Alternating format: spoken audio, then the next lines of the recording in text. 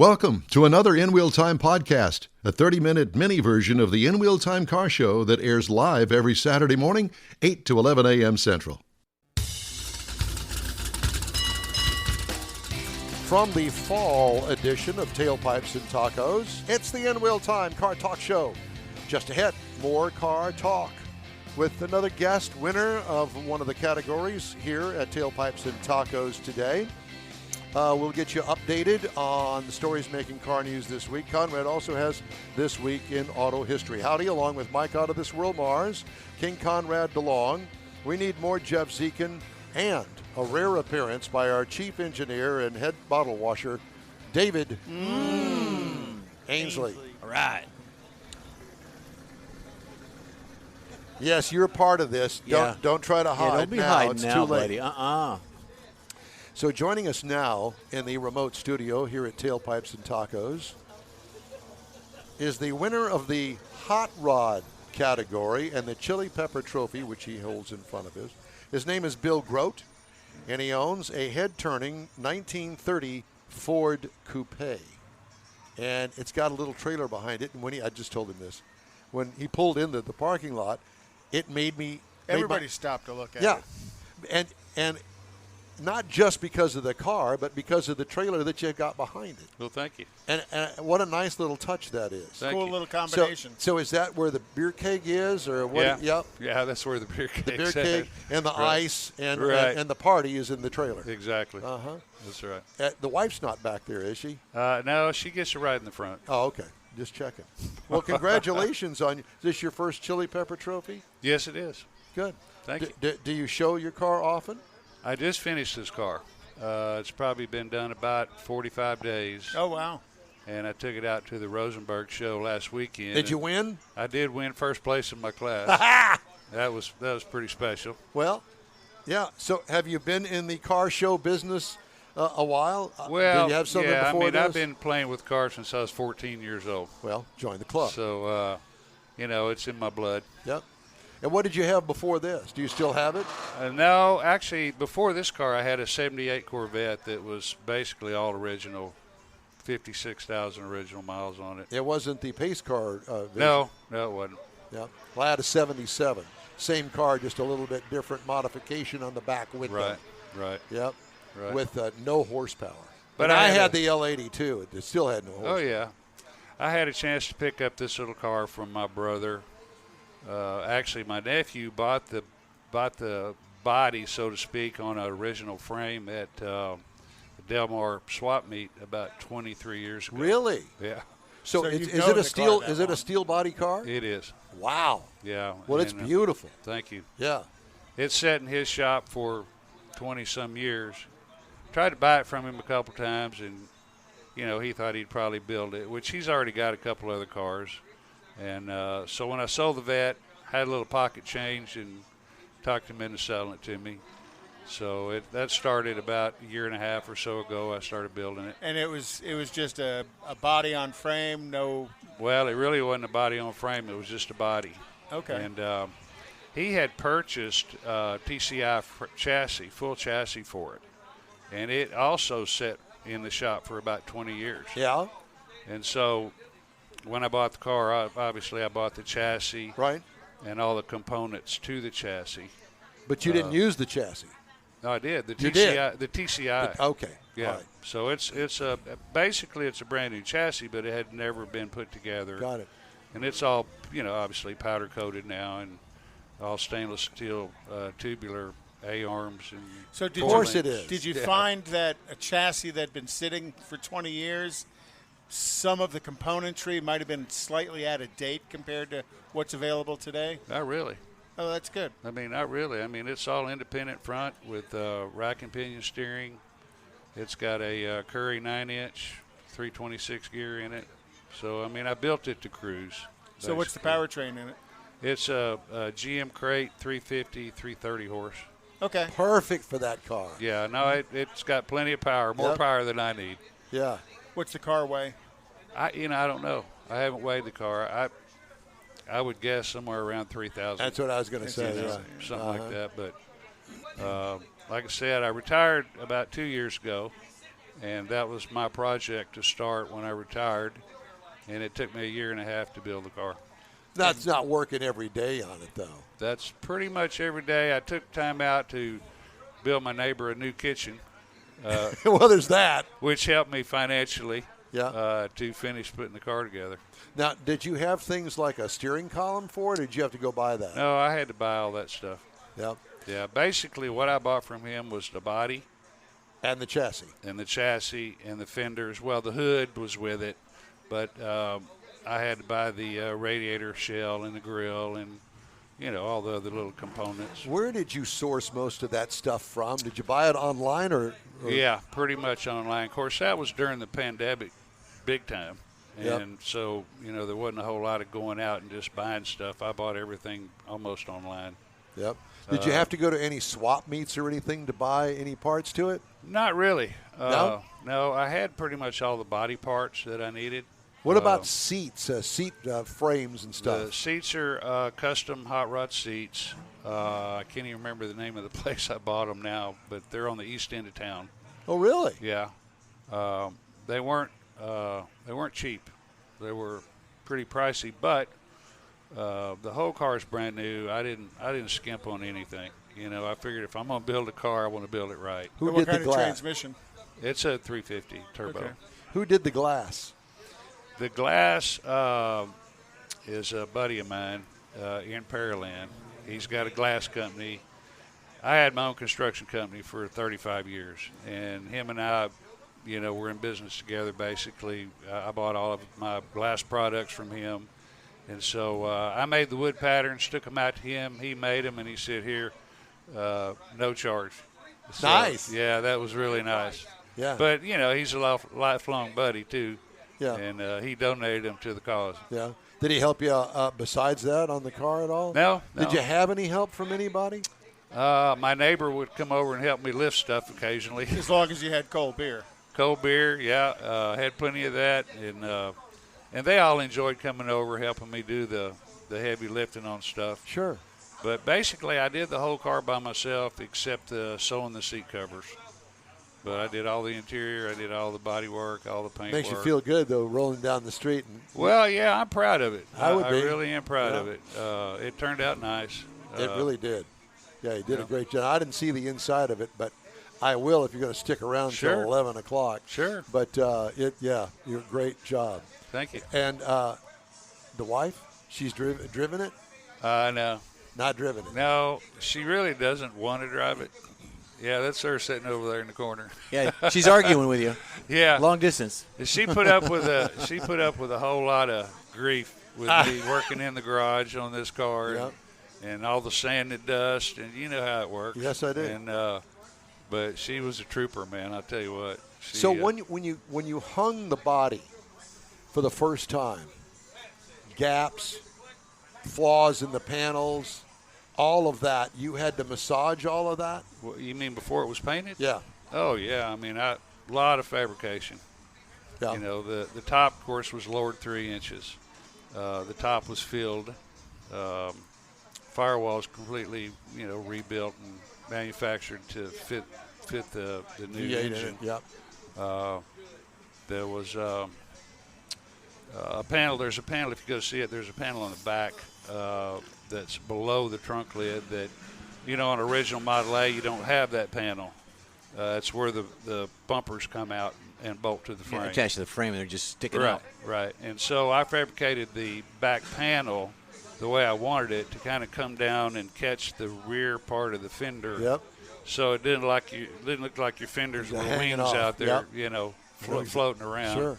And then I kind of sculpted it to where my tailpipes come out on where the radius is and the license plate.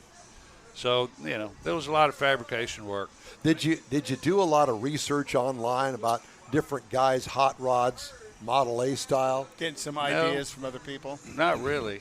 I mean, like I said, I've been playing with cars for a long time. Right. Mm-hmm. And You had the idea in your mind. And this is the not way- my first Model A. Oh, it's not? It's the nicest one I've had. But I pretty much had in my mind the way I was going to build the car Yep. from the get-go. And from the very start, I knew I wanted to do it black, which, as you guys know, hardest creates color. a huge labor issue. Yeah, labor intensive. Got to be straight color. if it's going to be Very black. labor intense. Couldn't tell you how many hours I got in that body.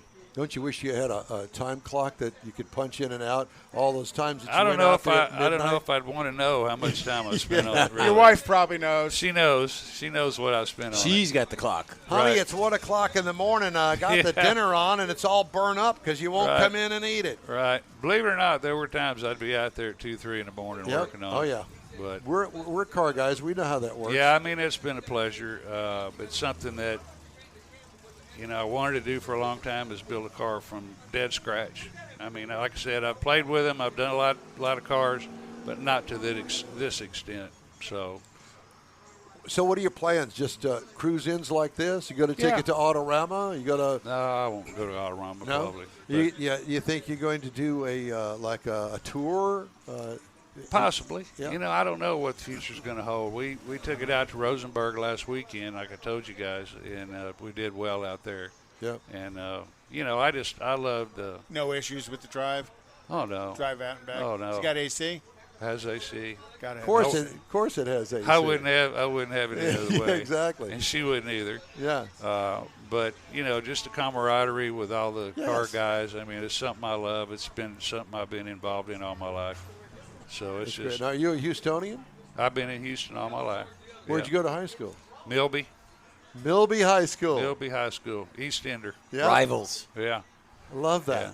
Many Yeah. more years than I want to talk about ago. Well, But, and so what did you do? You're a construction guy. Oh yeah, I've been in construction all my life. I mean, own company or? I own my own company for 35 years, and then there was a point in the early 2000s where I decided I just wanted to shut my company down. Went to work for some big commercial companies here in town and built some mid-rise buildings, car dealerships, and all kinds of stuff. Yeah. And then towards the end of my career, I decided to go to work I had the opportunity to go to work for University of Houston as their construction inspector. Oh, wow. So I did that for the last 7 years of my career. Well, they've been busy out there. Oh, man. Yeah, still busy, too. Yeah, and I was just going to say, because they've announced another whole building program at U of H. Well, they've got 43 acres right out here off of 10 and 99. Yep. And they just got through with a big building out there, and they're fixing to do some more. So. And they got some in Sugar Land, too. Oh, yeah. No, they're rolling. Yeah. But that was a good time in my career is to do that with the university. Well, it's great to talk to you. And Well, great, hey, I great to- appreciate Beautiful you car. guys. Beautiful car. Thank yeah, you. most definitely. And congratulations on your trophy. Well, thank Not you. surprising because that really is a cool car. Well, I appreciate that. Yeah. I worked real hard on it, and I'm real proud of it. Yeah, What's you your should wife's name? Patty. Hi, Patty. Patty's here. And I was just going to say that, so Hot Rod Tour of Texas next spring, consider going on that with us. We'll have more information on it. But this past year, we started in Victoria and went north through the hill country a couple days. Oh, really? Hot rods and cars like yours, all different kinds. I brought my Corvette. And Right. I mean, every kind of car that you can imagine. Right, I imagine. Yeah, there was even a 58 Pontiac cop car. There was an Edsel An cop car. Edsel cop car too. Is that so, right? Oh yeah. So just fun stuff. Right. A bunch of mainly older guys got together Right. and did this thing. And since then, the website Hot Rod Tour of Texas on Facebook, it has blown up with new members and that sort of stuff. So I'd imagine it'll probably be twice as big this year. Oh, yeah. But You said lots it was of about fun. 200 cars last year. Yeah. I Well, think it was that's more pretty than that. good with the pandemic and everything, I I know. would think. Yeah, yeah. This year we're kind of backing off of that, hopefully. Yeah, So. we are. It was a fun time. Yeah. Yeah. Well, hey, congratulations, Bill, Thank you. on a trophy. And I appreciate you guys having me up. yeah, thank you, and hope to see you again. Oh, I'll be around. I only live about 10 blocks from here. Okay, well, December 17th is the next one. Okay. Here, Great. we'll see you then. All right, guys. All right. Thanks again. Bill. You Thank bet. you. Thank All you. right. Hey, I wanted to mention to everybody that we have a way to get in touch with us. And we're working on actually having Mars' phone number being put out there. So you can call Mars' cell phone and we can pipe you right through Only after midnight. after midnight. Yeah. Uh-huh. And it's actually Becky's phone, so it rings at her bedside, which is in the other part of the house because they don't sleep together. Oh, man.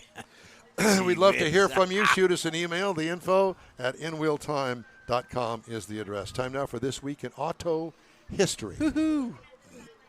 That's your cue. Yeah, that is. This Week in Auto History in 1897. I remember it well. A 25-year-old London taxi driver named George Smith becomes the first person ever to get arrested for drunk driving after slamming his car into a building. So the whole theme of This Week in Auto History are things that kind of went wrong. Okay. Following in 1942, following the example of 7 European nations, Franklin FDR mandated gasoline rationing across the U.S. as part of the United States wartime efforts. In 1965, the television show My Mother the Car 6 episodes. What a was horrible show. Was the shortest running television show in history, 6 episodes. Did you ever I see watched it? every Oh, one yeah. of them. I Yeah. love that show. Over and over and over again. That's the international Wasn't it part Jack of me. Benny? No. This was Ann Southern. Ann Southern was the voice of the car. And Jerry Van Dyke. Jerry Van Dyke was the son. Oh, okay. And the car was a 1928 Porter. Apparently, the idea of an automobile reincarnation didn't appeal to the public back then, and the series was canceled after only 6 episodes. I was so disappointed. In 1966, Ford introduced the factory 8-track into the Mustang and Thunderbird. Wow. No. That was 66? Yep. Wow. And that didn't last long. Did they have Jimmy Buffett back then, Mike? Hey, I had an 8-track in my 77 Corvette from the factory. I have a factory 8-track in the Rally, but It doesn't work. it doesn't run. Well, no, yeah. In car doesn't 1970, run. the Ford Pinto was introduced at a cost of less than $2,000, designed to compete with the influx of compact imports from Asia, but it was not the Pinto's low cost that grabbed headlines. Ford's best new-selling compact contained a fatal design flaw because the placement of the rear gas tank was in the rear crumple zone, and the tank was likely to rupture and catch fire if the car was involved in a rear-end collision. The odd thing, not the odd, but the criminal thing to it was Ford knew that their design flaw was there, and they could have internally made some corrections to the car for about $11 per car and for a total cost, but Ford ended up paying $137 million. Because of all the lawsuits. Yeah. Because all the lawsuits. Morons. And then, well, hey, at least it wasn't NBC, the Nobody Cares television network.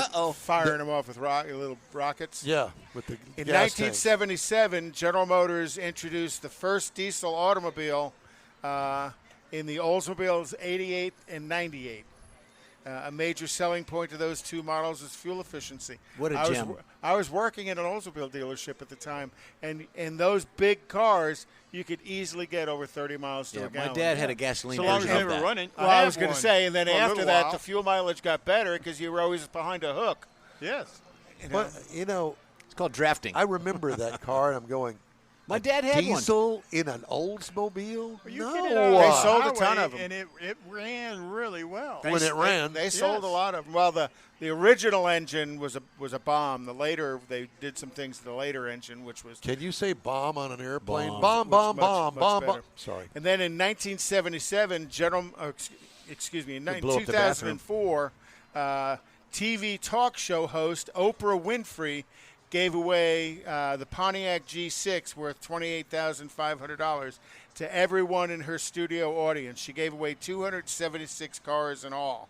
Oprah had told her producers to fill the crowd with people who desperately needed a car, which was wonderful until all those people had to pay the taxes. I was thinking the on same it. thing, You yep. know, so again, what Didn't she step started up off to the as plate? something nice. And didn't she help out some people or She contribute didn't do to? anything. Pontiac gave away all those cars, and Pontiac and General Motors stepped up and paid the sales tax. Oh, for that's all what I those was thought. people. Okay. So, again, what started off as a good idea wasn't. So that was this week in not-so-great automotive history. Jeez. All right. Okay. Here's some news for you I think that you may enjoy hearing. Yeah, I got a couple, too.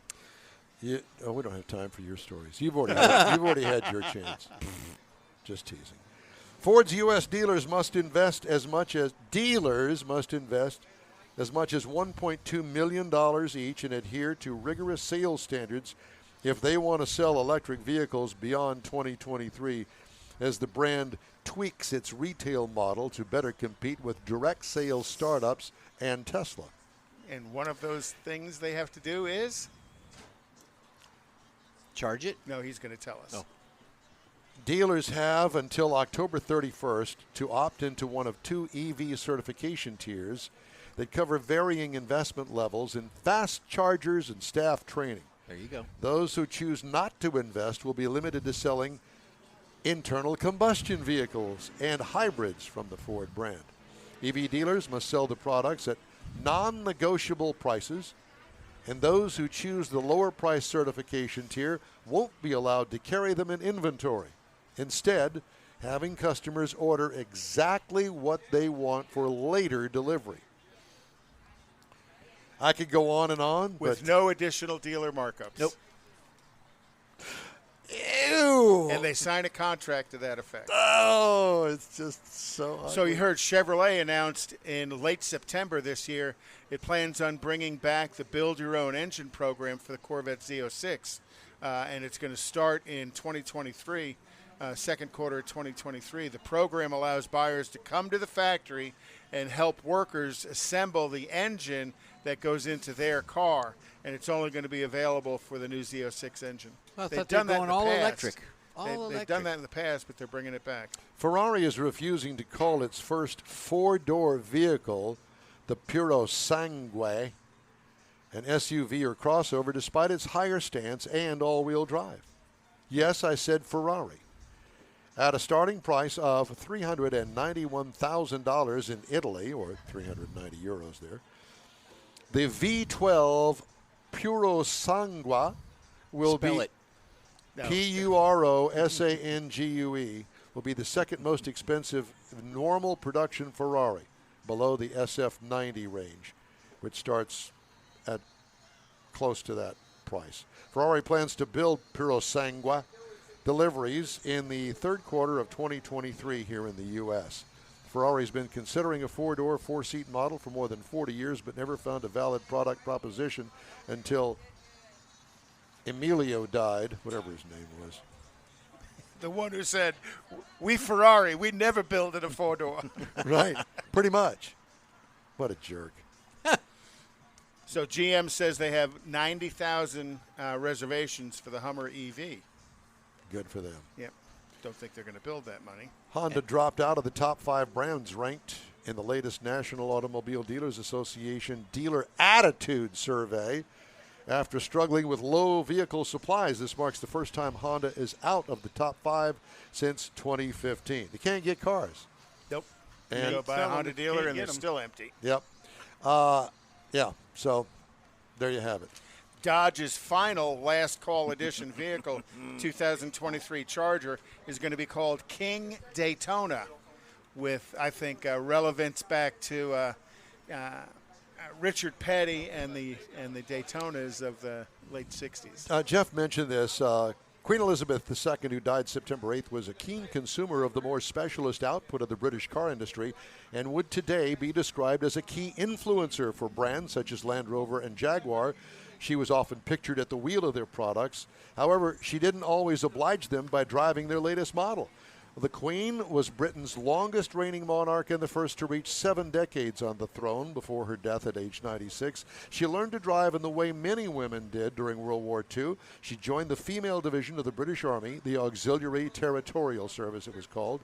There she was also taught how to service vehicles and undoubtedly developed a taste for driving herself that would continue through her long life.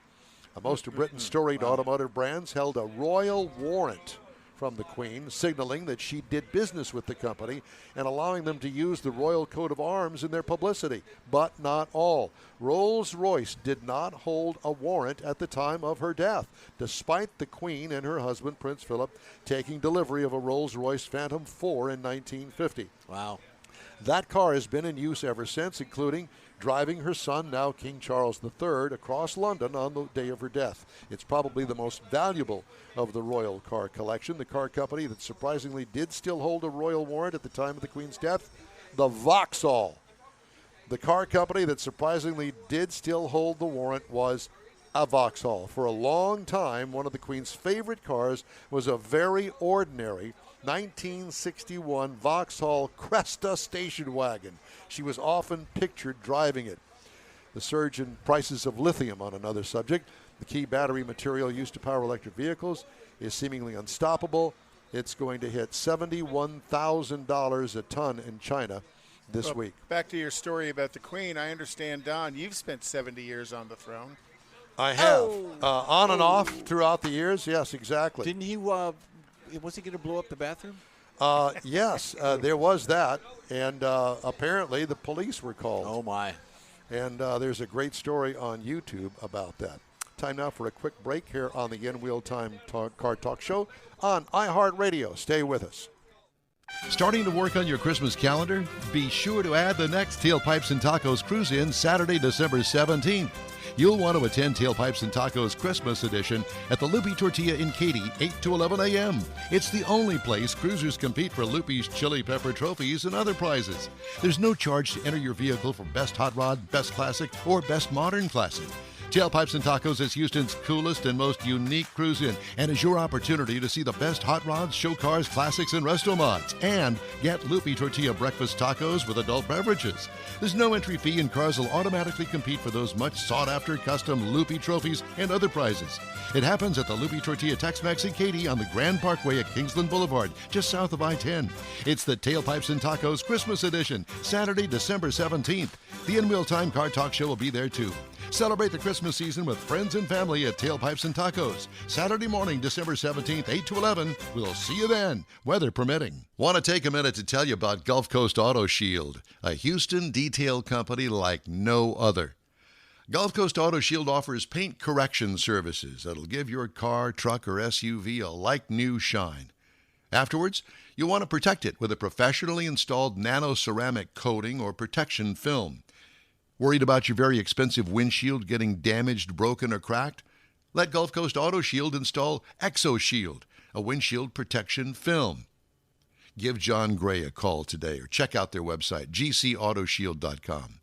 Hey, whether you own a new, ultra-expensive, exotic, or a 5-year-old Suburban, Gulf Coast Auto Shield will help keep your investment looking like the day it rolled off the assembly line. Gulf Coast Auto Shield is conveniently located on the South Sam Houston Parkway, just south of I-69, the Southwest Freeway. Meet the staff and check out all of their services online right now at gcautoshield.com. The In-Wheel Time Car Talk Show is now part of the iHeart family. Now you'll have access to 24/7 Car Talk anytime you need a fix. Just download the iHeart Radio app and ask for In-Wheel Time Car Talk, and there we are. Be sure to save us in your iHeart library for instant access.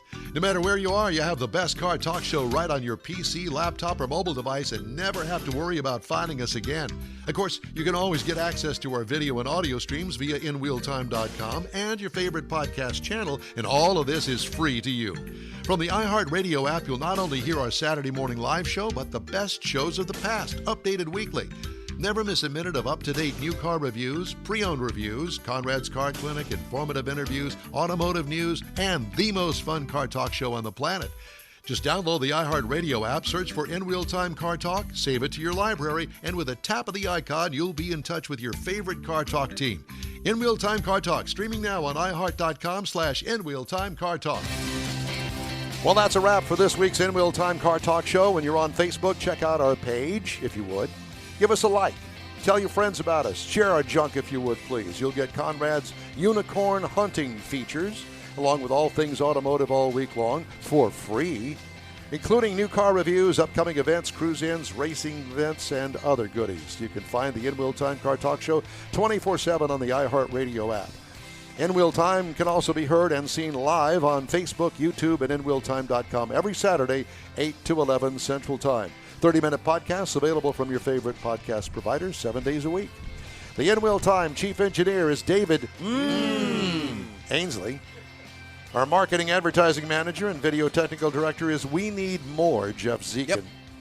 For booking agent and podcast editor, Mike Bars, and Mr. Know-It-All, his royalty, King Konrad DeLong, I'm Don Armstrong, only if I want to be. Today's In Wheel Time Car Talk Show was produced by the kitchen staff at the Katie Lupi Tortilla. All right. Be sure and join us again for the next 3-hour In Wheel Time Car Talk Show next Saturday, September 24th, 2022, starting at 8 a.m. Central Time on all of our In Wheel Time Car Talk outlets right here on the Smoke and Mirrors Network. Thanks again to Stan Holt and the gang at Lupi's in Katy Absolutely. for great tailpipes and tacos. Have a great weekend. Until next time, car lovers. That's it for this podcast episode of the In Wheel Time Car Show. I'm Don Armstrong, inviting you to join us for our live show every Saturday morning, 8 to 11 a.m. Central on Facebook, YouTube, Twitch, and our InWheelTime.com website. Podcasts are available on Apple Podcasts, Spotify, Stitcher, iHeart Podcast, Podcast Addict, TuneIn, Pandora, and Amazon Music. Keep listening, and we'll see you soon.